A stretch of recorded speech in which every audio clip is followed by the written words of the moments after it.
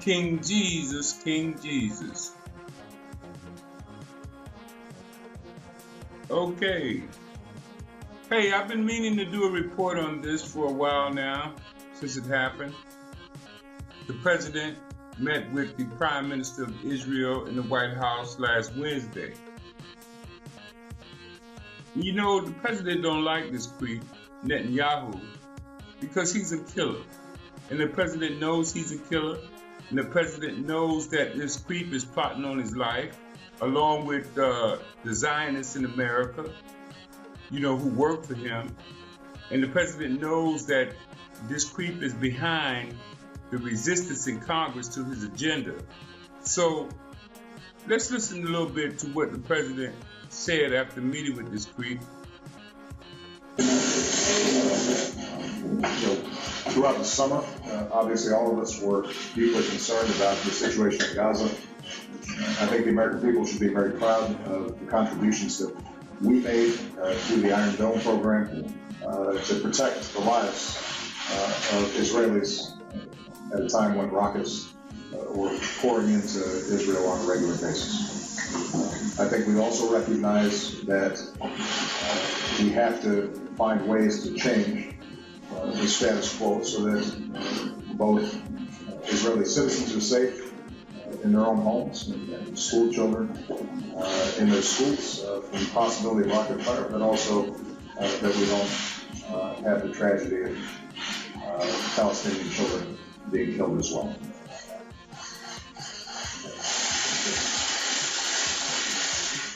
As you know, Mr. President, Iran seeks a deal that would lift the tough sanctions that you worked so hard to put in place and leave it as a threshold nuclear power. And I firmly hope that under your leadership that will happen. So you can tell the president don't like this creep. He had his legs crossed and he wouldn't even look at this creep. So that's pretty much how the president feels about this creep. No sooner than the creep Netanyahu left the White House that the White House issued a condemnation for the Israelis building new settlements in East Jerusalem. Yahoo called it harsh criticism. Came just hours after President Barack Obama and Israeli Prime Minister Benjamin Netanyahu met at the White House, said Josh Earnest. The president tried to privately raise concerns with Netanyahu in their private discussions, but Netanyahu didn't want to hear anything of it.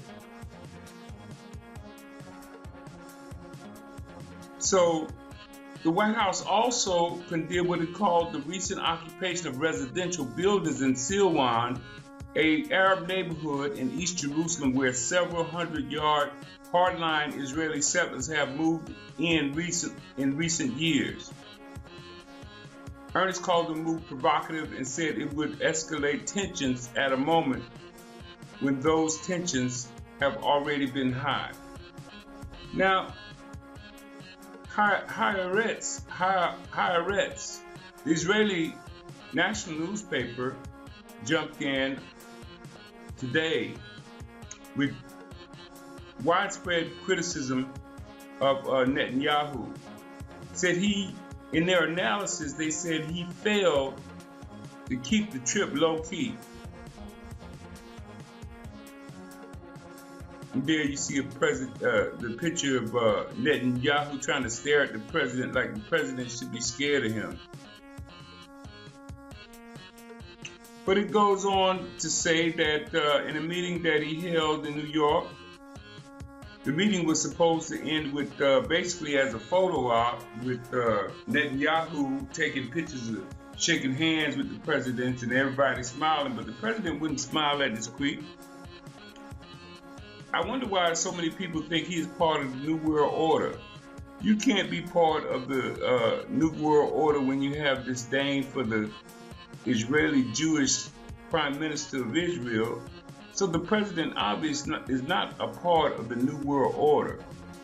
it says in the Israeli newspaper that U.S. officials issued a variety of denunciations over Israel's construction plans in East Jerusalem and occupying buildings in the Arab neighborhood of Silwan.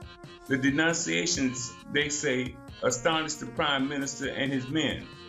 Why not? Why would it astonish them? They weren't astonished. They know what they're doing. They know they're killers, and nobody wants to be associated with killers. So Netanyahu went on to blame a peace group in his country called Peace Now for setting him up to have a bad meeting with the president. The president don't like him already because he's a killer, a cold-blooded killer of children and women. So I just wanted to chime in on the meeting that the president had with the Israeli Prime Minister and let people know that the president is not a part of this New World Order thing where they're trying to kill everybody in the world but Jews, and the ones that's remaining, the Jews want to make into slaves. So I just wanted to make that clear.